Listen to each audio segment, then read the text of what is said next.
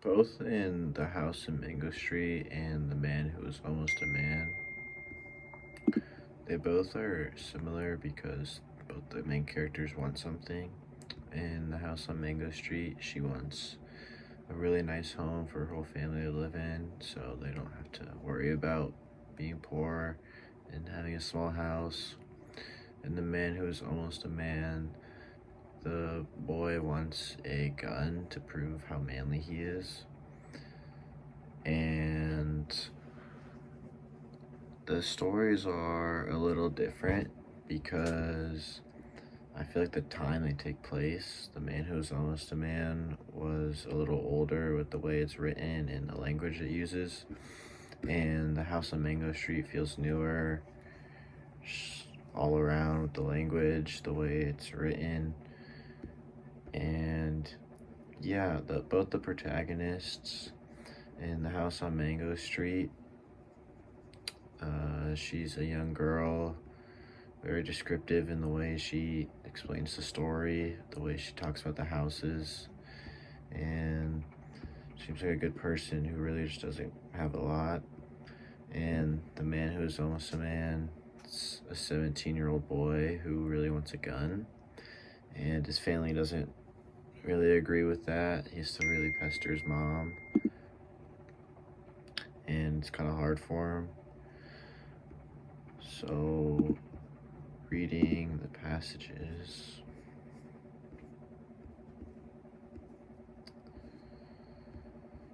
Once, when we were living on Loomis, a nun from my school passed by and saw me playing out front. The laundromat downstairs had been boarded up because it had been robbed 2 days before, and the owner had painted on the wood, "Yes, we're open," so as not to lose business. "Where do you live?" she asked. "There," I said, pointing up to the third floor. "You live there?" "There." I had to look to where she pointed to the third floor, the paint peeling, wooden bars Papa had nailed on the windows so we wouldn't fall out. "You live there?" The way she said it made me feel like nothing. "I live there," I nodded.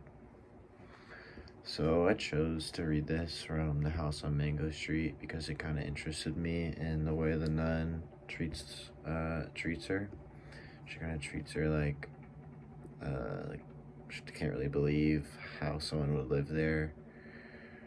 I feel like the nun is kind of disrespectful in a way just because she kind of, it seems like she really doesn't think someone would be living there, and then it's someone who goes to the school.